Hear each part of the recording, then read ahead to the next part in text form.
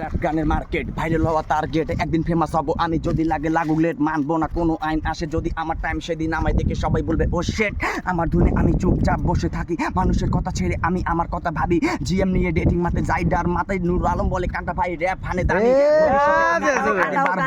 ইউটিউবে আমি আমার র‍্যাপ ছাড়বো সাপোর্ট করলে আমি ফেমাস হতে পারবো অনেক ভাইরাল হব আমি যেদিন মরবো সেদিন ফেসবুকে আমার ফটো হবে রিপ রহিম বাসা সেদিন আমায় করবে অনেক মিস